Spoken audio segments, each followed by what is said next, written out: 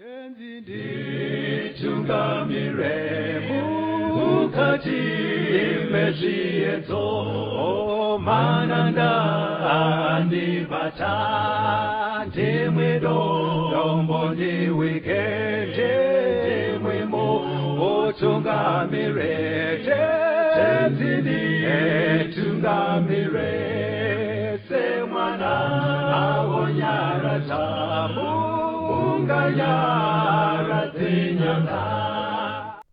Kwazivai vateereri, tinomuchingamidzai kuchirongwa The Second Coming of Christ chamunopiwa naPastor Gift Rodzi naPastor Caston Betera veku7th Day Adventist Church. Mustudio nhasi tuna Shailet Chakabveyo ari kutiisira musign language. Mufundisi, chingamidzai vateereri. Vateereri, welcome to the program The Second Coming of Christ. Tinotenda musoro wedu wenyaya nhasi uri kuitiwo kuridzwa kwehwamanda yechitatu part 4, Blowing of the Third Trumpet part 4. Mukoma, tiri kudzidza bhuku razvakazarwa. Right. I know kuti pese patinoita chirongwa ichi pane vamwe vanenge vaitotangawo kusangana nechirongwa kekutanga. Pakudzidza bhuku razvakazarwa rinonyanya kukavha period yekubva pakaenda Jesu kudenga kusvika paachadzoka. Right. Saka period iri pakati ndo inoramba ichidzokororwa nhoroondo yachona kuti zvinyatsokupinda matiri. Pakutanga panotaurwa nhoroondo yebhuku razvakazarurwa inotaurwa sechii? Inotaurwa setsamba kukereke nomwe. Thank you. Inotaurwa kuna zvakazarurwa chapter 2 as letters to the 7 churches. Dziri 7 churches kudaro zvikamu zvenguva 7. Zvinenge zviri pakati apa pekubva Jesu achienda kudenga kusvika paachadzoka. Saka zvikanzi letter to the church of Ephesus, kuudzwa nhoroondo iri muchisegment chekutanga panyaya dzezvekunamata. Nyaya dzimwe chete dzinodzokorwa kechi2 mubhuku razvakazarurwa takazvidzidza. Padzinodzokororwa idzo nyaya dziri pakati pekuenda kwaJesu kusvika achidzoka. Pakati apa futi dzinotaurwa sechii kana tabva pa-letters to the 7 churches? Panenge paakutaurwa nekuzarurwa kwezvisimbiso zvinomwe. Yes, opening of the 7 seals zvodzokorora. Then inodzokororwa futi kechitatu inenge yakutaurwa sechii futi? Ndo panenge paakuridzwa hwamanda nomwe. Exactly. Saka zvazvinoreva ndezvekuti kune vane mabhaibheri ipapo mukatarisa kana kuti vari familiar nebhaibheri, kureva kuti panotaurwa kunzi letter to the church of Ephesus, ndokereke yekutanga iyi, zviri kutaurwa ipapo period yacho yakafanana nechisimbiso chipi? Chekutanga. Yes, zvinonofanana neopening of the first seal panoonekwa bhiza January iri. Zvofanana netrumpet ipi? Yekutanga. Kuridzwa kwehwamanda yekutanga. Paya panonzi miti ikatsva what. Saka muri kuita zva. Saka patiri kuti blowing of the third trumpet, tiri paperiod ipi? Tipei madate mukoma. Takazvidzidza. Taapa period yechitatu. Ndo inono nekuti period yekutanga iri kubva kuma AD 30 kunosvika ku AD 100. Right. Yechipiri yobva AD 100 kunosvika kunana 313. Yechitatu ndo inotangira pa 313 AD kuendawo kuna 500. Udzai muteereri kuti nguva idzi hadzina kudivhaidwa zvakainzana makore acho. Hakusi kwekuti nguva iri pakati yakabva yanzi ngatiisei muzvikamu 7 zvakainzana makore. Pane zvinenge zvichitariswa nebhaibheri kuti ticherechedze. Saka toda kuti tiverenge mukoma tinzwe zvakaitika paperiod yamuri kutaura yekubva unana AD 313. Pana zvakazarurwa chapter 8 vhesi ya10 na11. Zvakazarurwa 8 pavhesi ya10. Zvino mutumwa wechitatu wakaridza, nyeredzi huru yakapfuta sezhenje ikawa kudenga, ikawira pamusoro pechetatu chenzizi napamatsime emvura. Zita renyeredzi rakanga richinzi chinovava. Ipapo chetatu chemvura chikavaviswa, vanhu vazhinji vakafa nemvura nokuti yakanga yavaviswa. Patakamboita hurukuro yendima iyi zvakabuda pachena kuti uyu mufananidzo. Hazvingambova zvinhu zvinoitika. Chii chimwe chinongobatsira mukoma? Wangotarisa uchimhanya apa kuti uone kuti mufananidzo hapasi kutaurwa kudonha kwenyeredzi chaidzo dzemudenga. Pachinzi kana yakadonha ikavavisa mvura, yovavisa 1/3 chete yemvura. You see, plus iko kungoti nyeredzi 1 hanzi yadona yonovavisa nzizi dziri kwakasiyana ichingotora ma1/3 hazviradzi. Saka chaive chirawe. Saka paronzi nyeredzi hombe yakapfuta sezhenje yakawa. Saka toda kuona kuti kupfuta sezhenje nyeredzi muzvidzidzo zvakapfuura zvakanobuda kuti utungamiri hwechechi. Mukoma imbodzoka ipana John chapter 5 verse 33 to 35. John 5 pavhesi ya 33. Toda kuita recap. Alright. Toti chiine shona kungodzokorodza kuti vanhu tifambe kungokurumidza kunokora pfungwa dzakakosha. Alright. Tizoenda mberi. John 5 verse 33 to 35. John 5 pavhesi ya 33.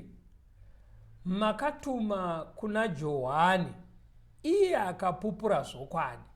Ini handigamuchiri kupupura kunobva kumunhu, asi ndinoreva izvozvo kuti muponeswe. Iye wakanga ari mwenje unopfuta nounovheneka. Imi makanga muchida kufara nguva duku muchiedza chake. Jesu paaitaura nevafarisi achishamisika kuti vari kutadza kumugashira sei, ari kuti but ingawani ndima kambotuma mamesenja enyu kuna John muchimubvunza kuti iye ndiani, inga akakuisirai pachena kuti haazi Kristu akakuudzai nezvangu. Saka Jesu ari kubva ati zvaiitwa naJohn zviya zvekukubatsirai kuziva panyaya dzekunamata aive mwenje unopfuta. Kureva kuti kudzidzisa shoko raMwari, Yes. kudzidzisa nzira dzaMwari ndo chinonzi chiedza. Ndo chiedza icho. Saka zvazviri kunora pari kunzi chiedza chiya chakadona. Kureva kuti paperiod yatiri kudzidzai vatungamiri vekunamata, vatungamiri vechechi vakadona. Ndokudona kwechiedza chayo. Vadona. Vatungamiri vengu vachitasirwa kunzi ndo vanopa chiedza panyaya yekunamata but vadona. Saka tichingoona pari kunzi nzizi dzikavaviswa nematsime tigone kufamba nechidzidzo pana John chapter 4 verengai verse 13 na 14. Pana John chapter 4 vhesi ya 13.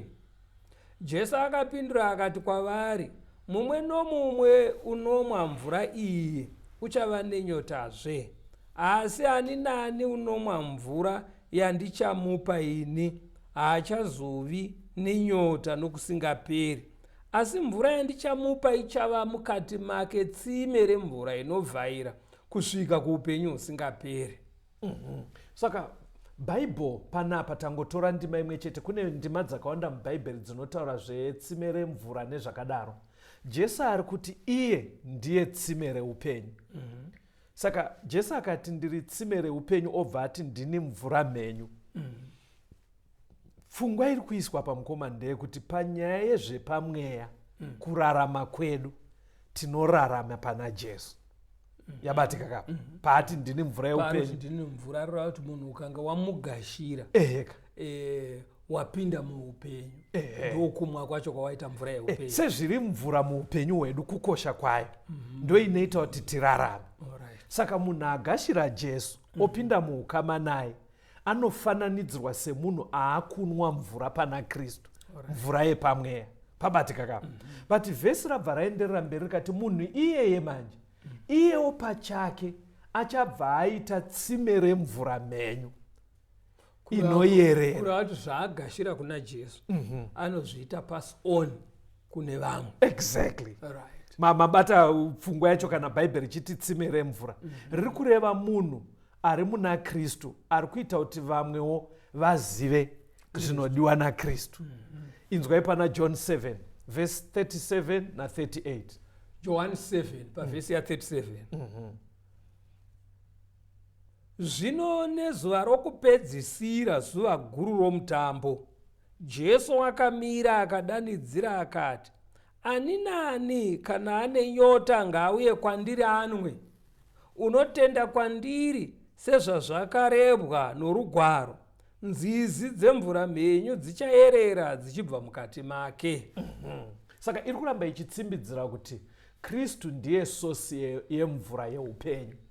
Asi vanenge vamugamuchira ivo vanobva vaitawo tumasosi tudiki Alright. hani mazvino vanobva vaita nzizi Tumatsime nenzizi. tumatsimewo nenzizi. Saka pataverenga una zvakazarwa pari kunzi utungamiri pahwakadonha nzizi dzakabva dzavaviswa nematsime. Kurevei? Kureva kuti utungamiri pahwakabva pana Mwari havana kusiya basa ravo rekuti tiri vafundisi, vakaramba vari vafundisi, but vanga vaakufundisa zvisiri izvo. Zvinouraya pamweya. Vanga vaa matsime ane mvura yabvondoka, matsime ane mvura inovava. Alright. Saka kuratidzwa kuti papiriyodhi iyoyo mukoma nhema dzakapinda muchechi. Right. Pane chirungu chandakakudzidzisai pahurukuro yakapfuura, kusamaraisa chimiro ichi. Ndakakudzidzisai kachirungu mukoma kanoti kudii? Kekuti apostles. Saka kusamaraisa zviri kuitika apa, ukabvunzwa kunzi blowing of the third trumpet inomirirei, unogona kungotaura nechirungu kuti inomirira the apostasy that started around 313 AD. Kureva kuti chechi yakawa. Ndobva zvaita kuti vanhu varambe vachidzidziswa nevafundisi vadona. Saka ivo vanhu pavaidzidziswa zvinhu zvisiri izvo ndopari kufananidzwa nekunzi vainwa mvura inovava. Saka ko pari kuzonzi vakafa. Chipedzisai mukoma. Kufa pamweya. Kufa pamweya. Saka mukoma ndoda kuti munzwe zvakaitika. Ndoda kuverenga bhuku rinonzi The Great Controversy. Takamboritaura. Alright. Vateereri itai shungu dzekuti mutsvage bhuku iroro. Vanoriwana kupi mukoma? Vakaenda kuma-Adventist bookshops. Vanoriwana. Right. Kana kuti vakabvunza nhengo dzechechi vanopinda Seventh Day Adventist vari kumaraini kwavari kuti ndingawane sei bhuku iri, vanhu vabatsira kuti vari rinoita sekomendari inokomenda nyaya idzi dzemuna zvakazarwa kubva Jesu achienda kudenga kusvika paanodzoka. Inzwai ndoda kuverenga page 52. For hundreds of years, the circulation of the Bible was prohibited. The people were forbidden to read it or to have it in their houses. And the unprincipled priests and prelates interpreted its teachings to sustain their pretensions. Kwemazana emakore vanhu vakarambidzwa kuverenga bhaibheri kana kutongove naro mudzimba.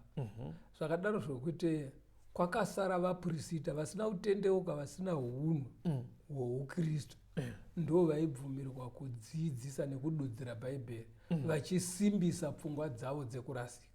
To afford converts from heathenism a substitute for the worship of idols, and thus to promote their nominal acceptance of Christianity, the adoration of images and relics was gradually introduced into the Christian worship. Kuitira kuti vakwezve vanhu vaibva kuchihedheni vakanga vakarovedzera kunamata zvifananidzo. Muchechi makaintrodusiwa nyaya yekuremekedza zvifananidzo zvevatsvene vakafa zvaivesewa.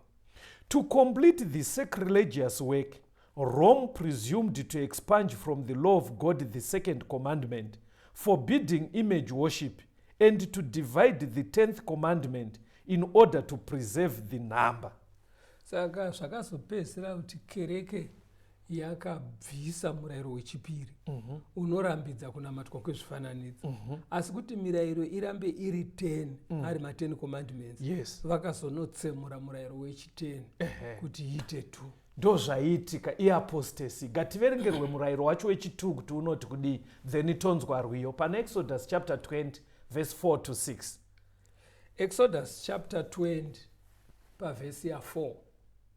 Usazviitira mufananidzo wakaveswa, kana uri mufananidzo wechinhu chiri kudenga kumusoro, kana wechiri panyika pasi, kana wechiri mumvura pasi penyika.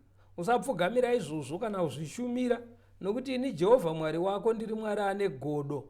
Ndinorova vana nekuda kwezvivi zvamadzibaba avo, kusvikira kurudzi rwechitatu norwechina rwavanondivenga, ndichiitira nyasha vane zviuru zvamazana vanondida, vanochengeta mirayiro yangu. Ndo mutemo wechipiri pama10 commandments uri kurambidza kugadzirwa kwezvifananidzo zvekushandisa panonamatwa. Wabva warambidza futi kupfugamira zvifananidzo. But ndo dambudziko rakaitika paperiod yatiri kudzidza kuridzwa kwehwamanda yechitatu. Regai timbonzwa rwiyo toskuenderera mberi nechidzidzo chedu.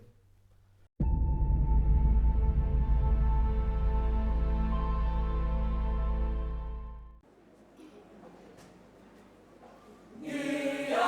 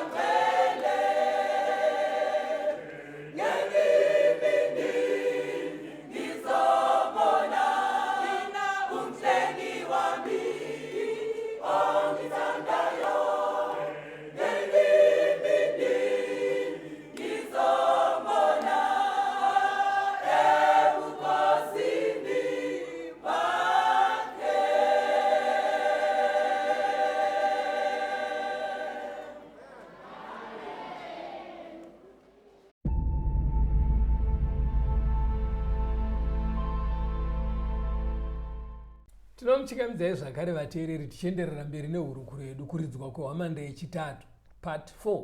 Right. Toda kuti muverenge panoridzwa hwamanda yechitatu. Okay. Zvakazarurwa 8 vhesi ya10 na11. Zvakazarurwa 8 pavhesi ya10.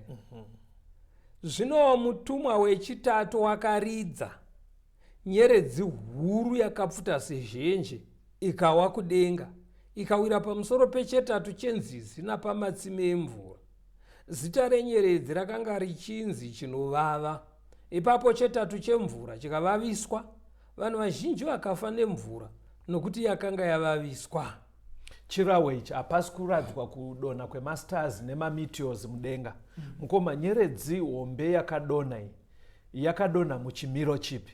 Akadonha toziva ndiSatani, but takadzidzwa ndo patime yaakasikokemba muchechi. Akadonha in what form? Uruda kuti ndoda kuti zvijeke kuti chii chakaitika muchechi. Kudonha kuri kutaurwa panapa hakusi kudonha kwokuti gunduru pasi kuti munhu agumburwa aiva, asi kudonha pachimiro chapamweya, padzidziso. Right. Ndo pavakabva pane zvaidiwa naMwari. Right. Kwakutanga kuti sika nepfungwa dzavo.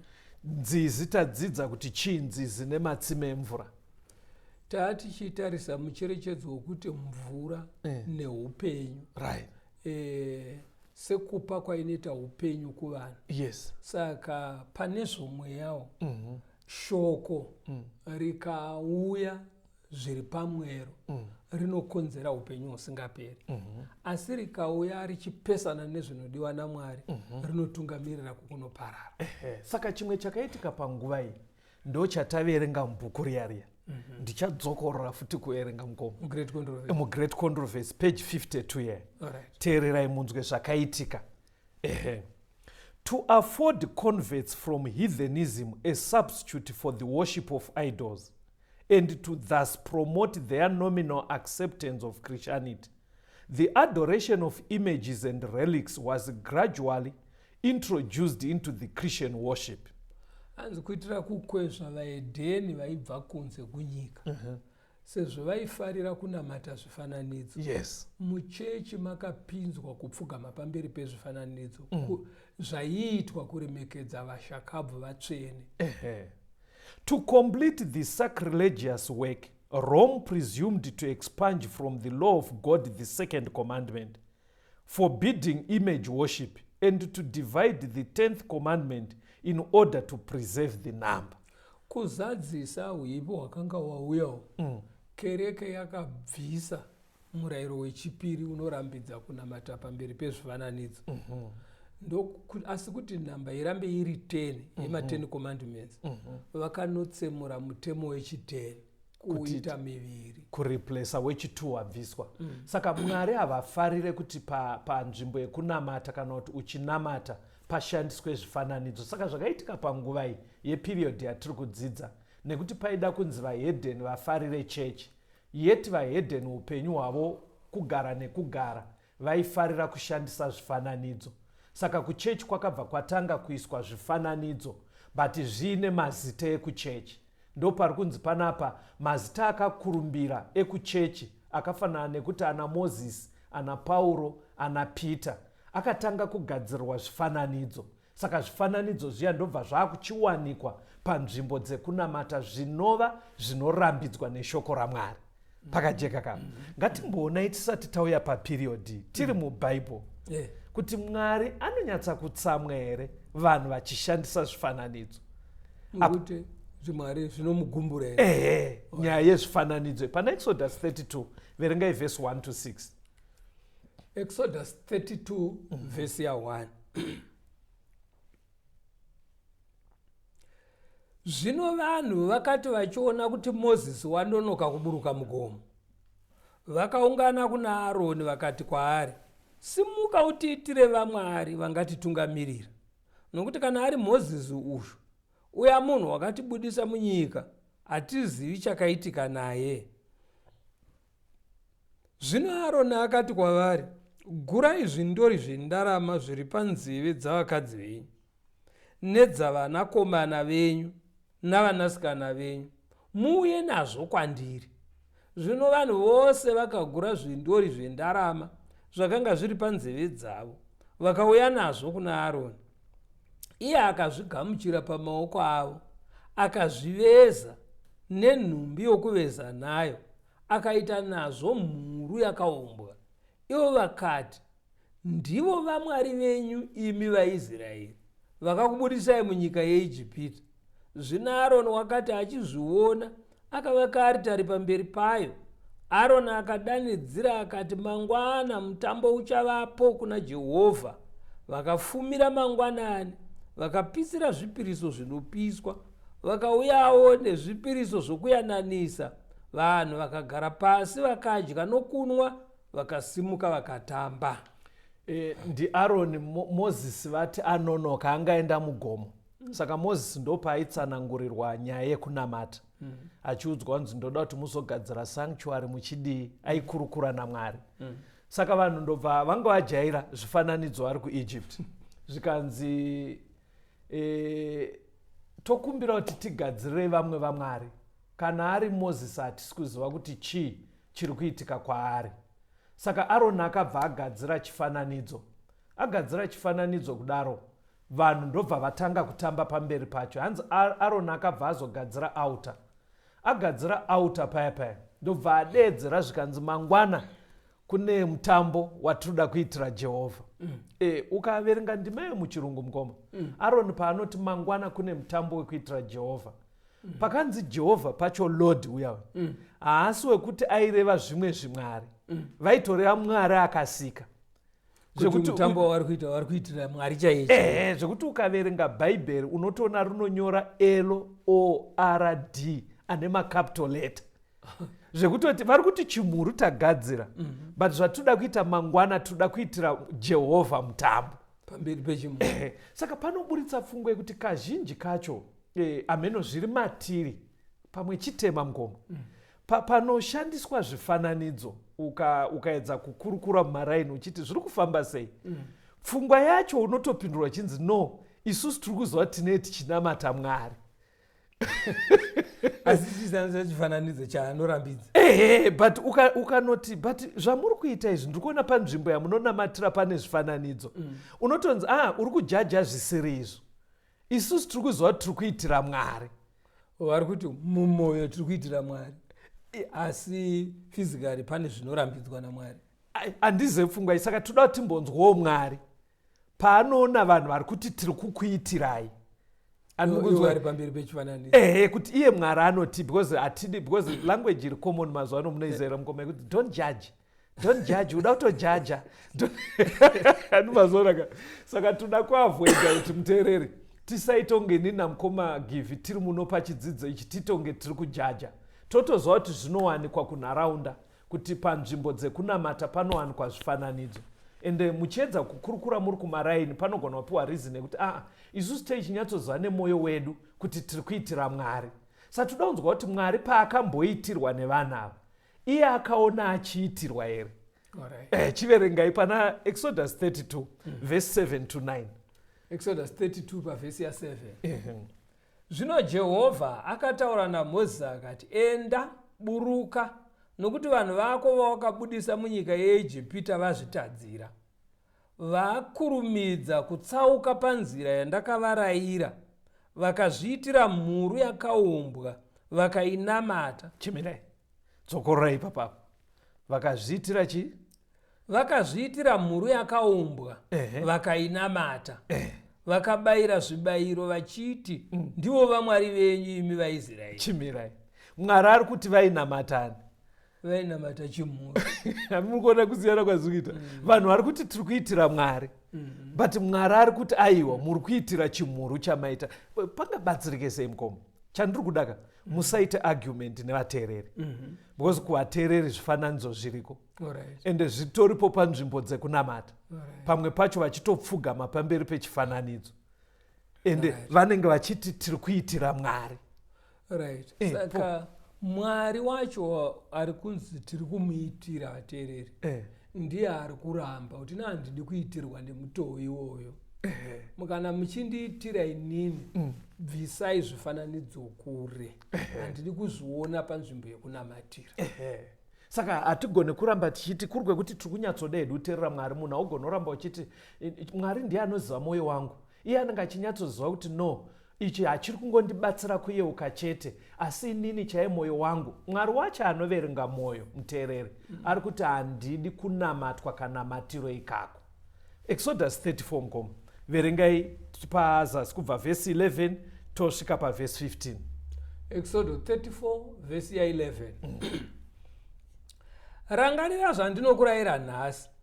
Tarira, ndadzinga pamberi pako vaAmori navaKenani navaHeti navaPerezi navaHivhi navaJebhusi.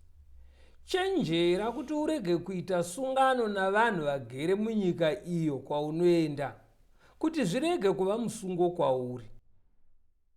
Asi munofanira kuputsa aritari dzavo, nokuputsa nyamabwe emifananidzo yavo, nokutema matanda avo avanonamata nawo, nokuti usapfugamira vamwe vamwari, nokuti Jehovha ane zita rinonzi ane godo ndiMwari ane godo.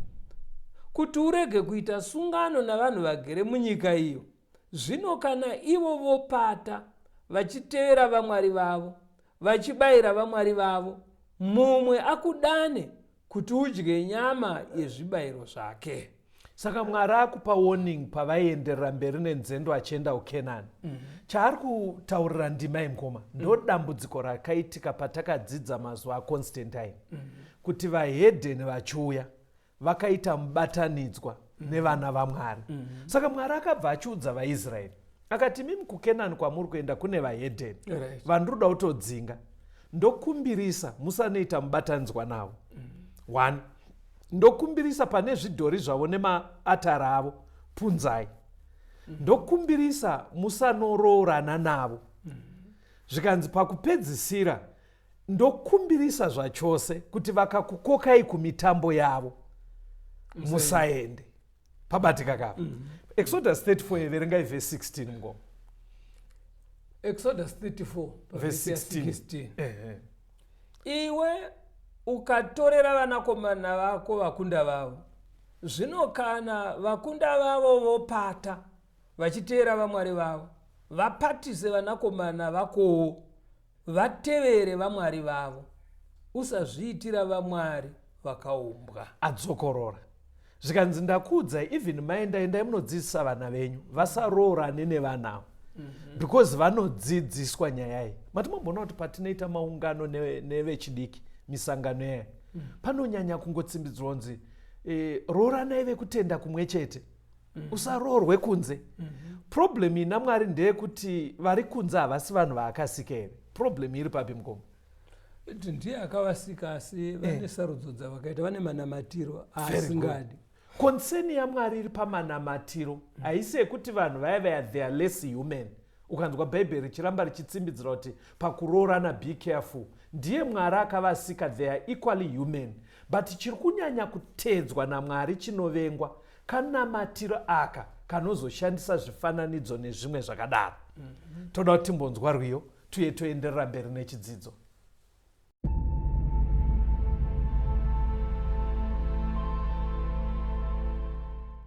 Baba ndouya kwamuri, hakuna umwezve kutimbanisi yandega ondinoyendepi. Ndodahira iye zvino Jesu wandifira, ropa rakera parara kuchenesa ini. Mwana wenyu ndomdawira, ndinzwe simba renyu.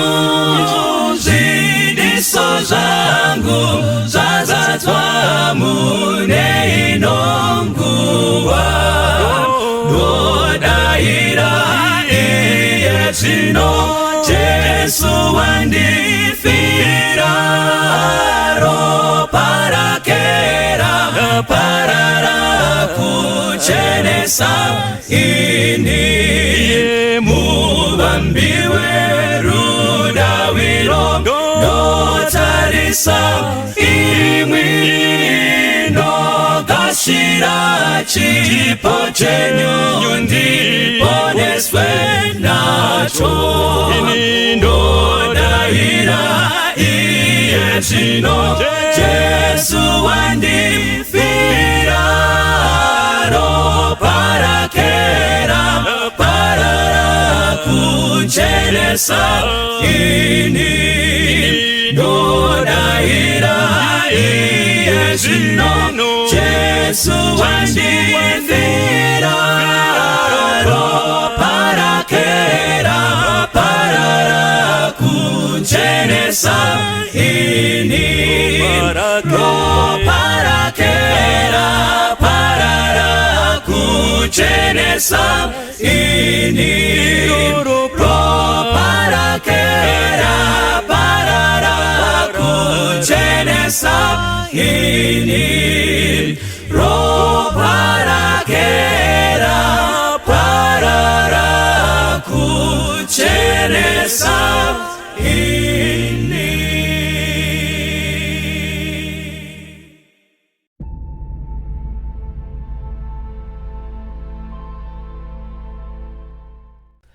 Tinomuchingamidzai zvakare vateereri tichienderera mberi nehurukuro yedu kuridzwa kwehwamanda yechitatu part 4. Yes, tiri kudzidza bhuku razvakazarurwa, tiri pana zvakazarurwa 8 verse 10 to 11. Verengai mukoma. Zvakazarurwa 8 vhesi ya 10.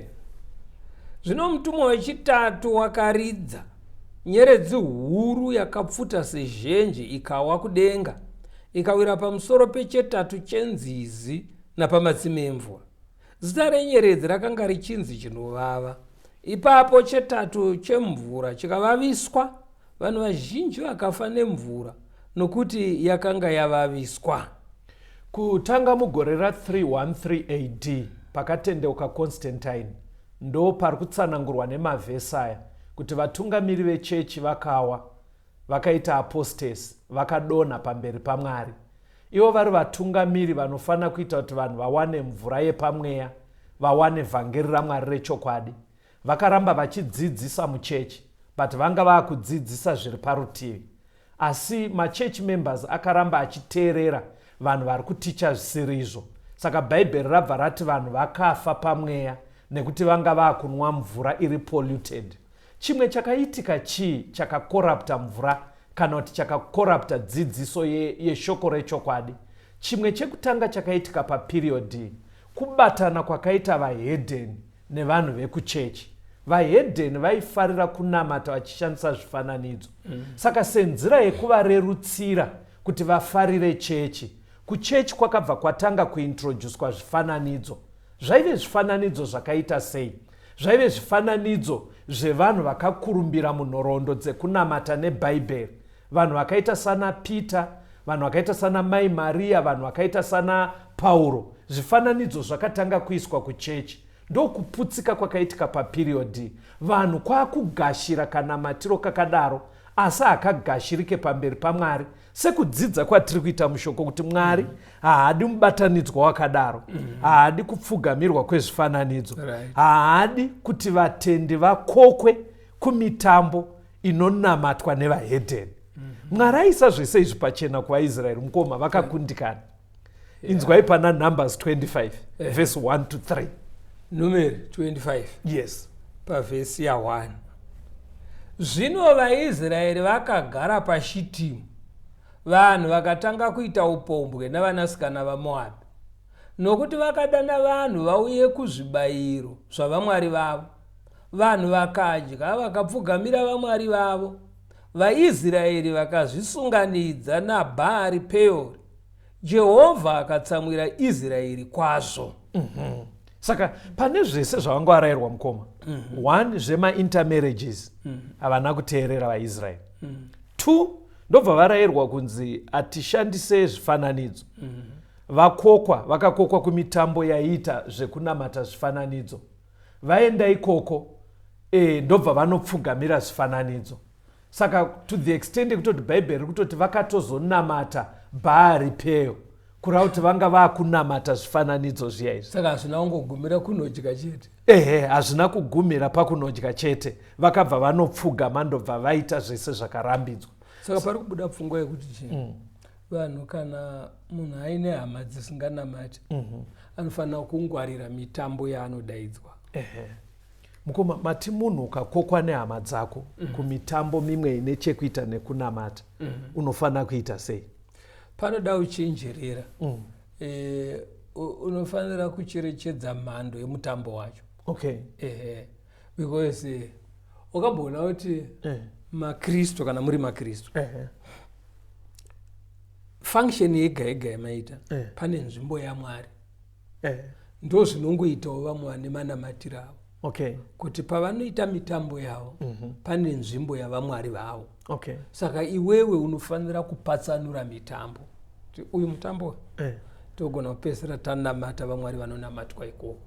Ndo zviri kunzi daMwari. Ko kana uri muroora muroora uri mwana waMwari. Muroora unozazodiwa naMwari asi uri kutoziva kuti kumusha kwandakaroorwa vari kuita mutambo. Kana uri mwana waMwari hauna basa kuti muroora kana kuti mukwasha kana unoteerera Mwari. Saka vanhu pavakaita zvavakaita paShiti Mukoma vakunamata Bhaari Peor pakafiwa over 20,000 Mwari atsamwa. Saka bhuku raDeuteronomy manje rakanyorwa naMozisi dziri shungu dzekuchibatsira vanhu vaakupinda muKenani. Kuti muri kuona tine case study yezvakaitika paShitimu. Mwari haadi kunamatwa kwezvifananidzo. Mwari haadi kuti tiende pamitambo inonamatwa zvifananidzo. Saka inzwai Deuteronomy chapter 4 verse ya 3, 6 na 9. Deuteronomy 4 verse ya 3. Yes. Meso enyu akaona zvakaitwa naJehovha nokuda kwezvakaitwa paBhaari Peori. Nokuti varume vose vakatevera Bhaari Peori, Jehovha Mwari wenyu wakavaparadza pakati penyu. Naizvozvo muchengete izvozvo, muzviite nokuti ndiko kuchenjera kwenyu nokungwara kwenyu pamberi pavanhu vachanzwa zvose izvi zvakatemwa vachiti, zvirokwazvo rudzi urwu rukuru ndivanhu vakachenjera vakangwara. Asi zvichenjererei, mushingaire kuchengeta mweya yenyu kuti murege kukanganwa zvinhu zvamakaona nameso enyu, zvirege kuzobva pamwoyo yenyu mazuva ose oupenyu hwenyu, asi munofanira kuzvizivisa vana venyu navana vavana venyu. ChiKristu chikasaita mubatanidzwa nechihedheni, hanzi nebhaibheri chimwe chinhu chicharatidza kuti ava maKristu vakachenjera kushayikwa kwezvifananidzo. Mukacherechedza pasi rino iri Mukoma kana nemi muteereri, muchaona kuti mamwe mareligions almost ese paanosiyana neChristianity kuramba kuwanikwa kwezvifananidzo panzvimbo yekunamata. maKristu anoramba. maKristu ana pandiri kuti mareligions Mukomaka ndikutaura ese amungafunge, Hinduism, Buddhism nekuwanda kwawo, chinotokuratidza kuti apa havazi maKristu. Apa unowana zvifananidzo. Saka hazvizodi manje kuti kumaKristu zvowanikwa futi ese zviri kutaura naMwari. Hanzi please itai kuti dzimwe nyika dziyemure chiKristu, dzoti vanhu ava vana Mwari akanaka, Mwari wavo ndiye wechokwadi, nekushayikwa kwezvifananidzo. Pakajeka kapa. Saka toda kuona kuti pana Deuteronomy 32 verse 17 chii chiri seri kuseri kwekunamatwa kwezvifananidzo. Deuteronomy 32 verse 17. Deuteronomy 32 verse ya 17. Vakabayira mweya yakaipa yakanga isiri Mwari. Mapanzwa apo Mukoma. Pavaiita zvavaita paShitimu paBhaari Peor, ivo vaingoona chiri chidhori, chiri chifananidzo. But Bhaibheri riri kuti seri kwacho kunenge kuine mweya yakaipa. Saka manzwa Mwari aramba iti ndiri Mwari ane godo, ndiri Mwari ane godo. Nyaya yegodo Mukoma mungaitsanangure sei? Godo kusada kuinzaniswa. Exactly. Semurume ane mudzimai wake. Haadi kuti paite chimwe chikomba chinouya panzvimbo pake. Saka pari kunzi kuseri kwezvifananidzo chimwe chikomba chiri kuseri mweya yetsvina. Saka Mwari ari kutsamwa manje kuti panyaya iyi please mandidzikisira zvisingaite. Saka vanhu vanenge vachiti ko ukaenda unobvei, handiti vanongonotamba wodzokera zvako kumba kwako kuti murambe mine rugare. Hapana, haudzoke uri clean. Mabudiro ari kuita Bhaibheri. Kune mweya yakaipa. Saka yati ukakokwa kumitambo usaende. Iwe usashandise zvifananidzo. Usazvipfugamire. Paunonamata pafanire kuwanikwa zvinhu zvakadaro. Inzwai New Testament ichitsigira nyaya yezvifananidzo pano Vakorinde kutanga 6 verse 9 na 10. 1 Vakorinde 6 pavhesi ya 9. Yes. Ko hamuzivi kuti vasakarurama havangagari nhaka youshe hwaMwari here? Musarasika nokuti mhombwe, kana vanonamata zvifananidzo, kana vanofeva, kana vakapata, kana vanoita zvakaipa navarume, kana mbavha, kana vanoruchiva, kana vanosinwa doro, kana vatuki, kana makororo havangagari nhaka youshe hwaMwari. Saka muteereri usaramba uchiti no, ndine singanamate chifananidzo, chinongondibatsira kuyeuka Jesu, chinongondibatsira kuyeuka Peter, chinogona kungondibatsira kuyeuka kana ndimai Maria, kana ndiMozisi, kana ndiErisha. Mwari ati aiwa unenge uchitoti namata. Saka Vakorinde manje yakutsimbidzira ikati hamuzvizive here kuti vanhu vanonamata zvifananidzo havasi kuzoenda kudenga. Pakaipa. Zvakazarurwa 21 verse ya 8. Zvakazarurwa 21 pavhesi ya 8. Yes. Asi kana vari vanotya, navasingatendi, navanyangadzi, navaurayi, nemhombwe, navaroyi, navanonamata zvifananidzo, navose vanoreva nhema, vachava nemugove wavo mudziva rinopfuta nemoto nesuferi, ndirwo rufu rwechipiri. Zvakazarurwa manje yakuwedzera kuti no, hakusi kusangoenda kudenga chete. Because ukangonza uende kudenga ka, mumwe asinganyatsozive nyaya dzemubhaibheri anongoti tongosara zvedu. Atomazwa pfungwa yacho.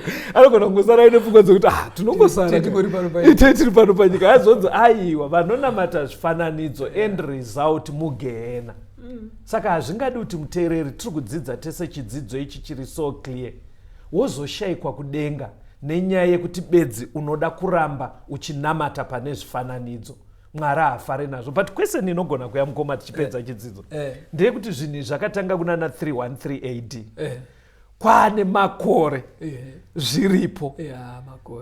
Mwari angabva aita problem here achinyatsoziva kuti handisi takatanga problem yacho. Isusu Mwari anonyatsoziva kuti mwoyo yedu yakachena tinomuda. But zvinhu izvi zvakangobvira kare. Pane ndima iri kuna Nehemiah 4 verse 10. Ndoda kuti muinzwe.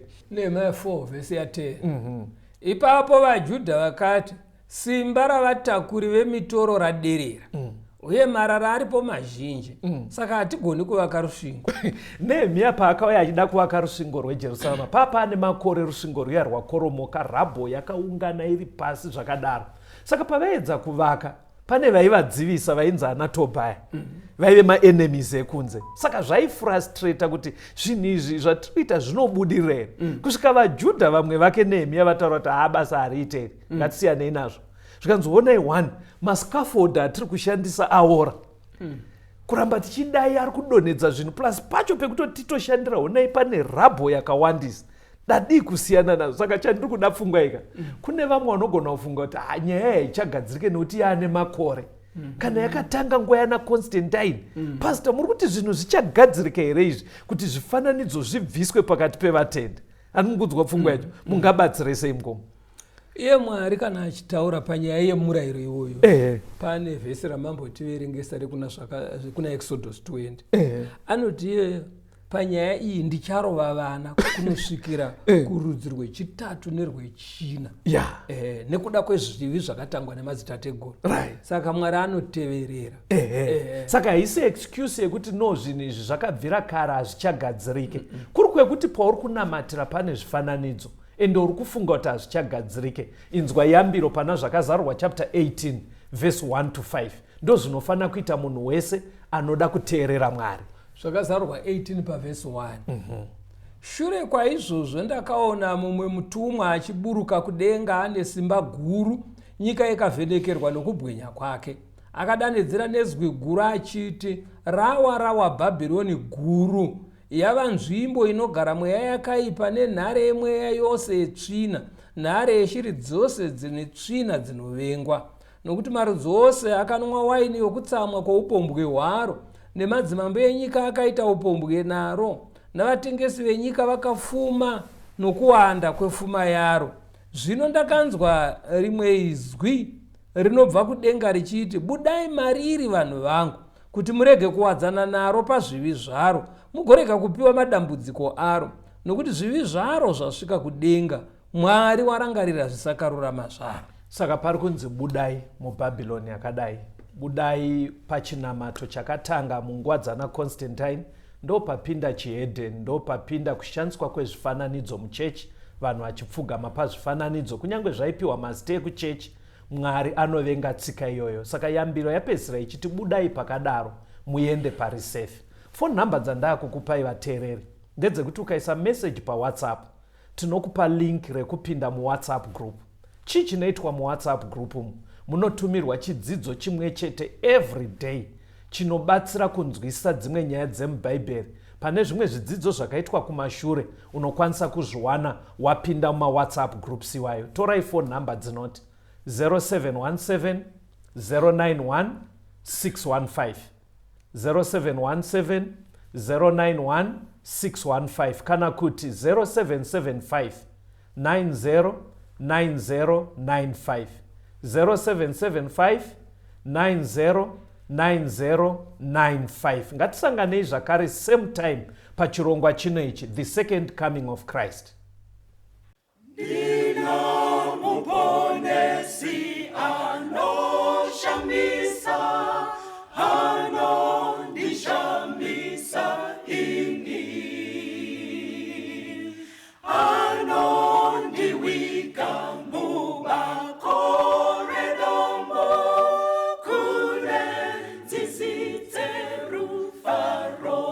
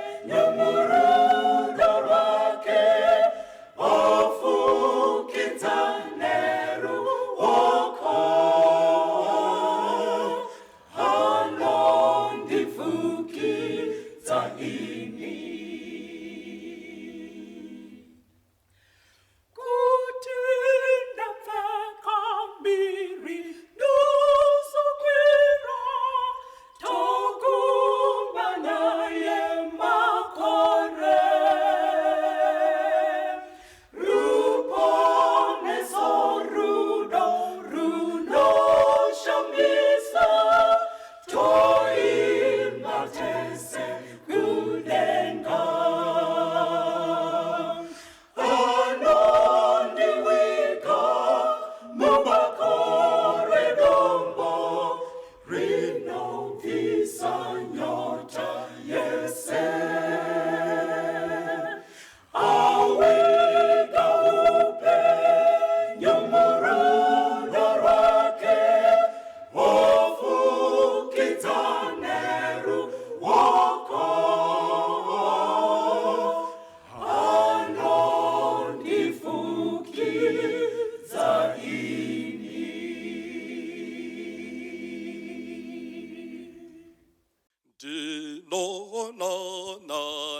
tuku Timelo kotama Jesu tenzi muponesi wakati finayo Timeironariwana irorino Dichenesa kutatenziro Chenesa kutatenziro Chenesa Naona upenyuta Nanzaro parake Shitema jese japera Apo patimelo Timeiro Noriwana Irorino Dichenesa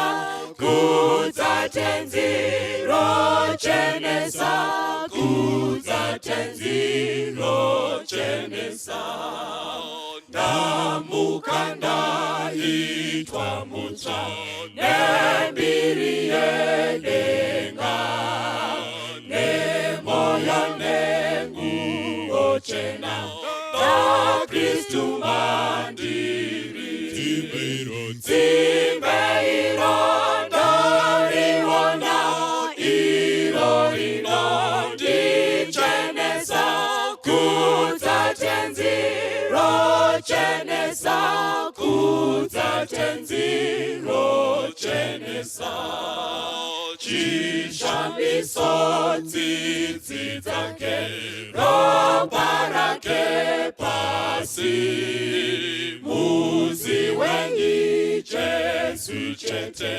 Wakati nunula Timeiro Noriwana Irorino Dichenesa Kutatenziro Chenesa Kutatenziro Chenesa Mauta Kristu tora izombo zenyu Murena satani Manuelu nasi Taburai kutenda Ndicho chombo chenyu Satani azo kuriro Chayanga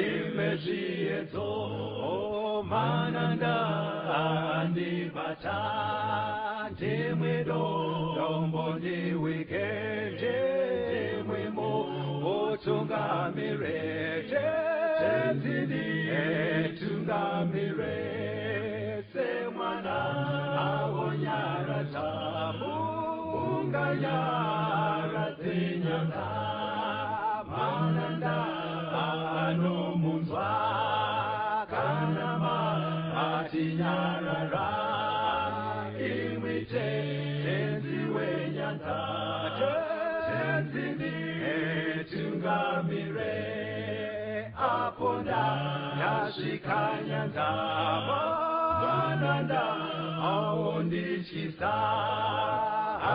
andichina zororo ndotsamira kune mwika ngandinzwe imwi moti ndinokutungamira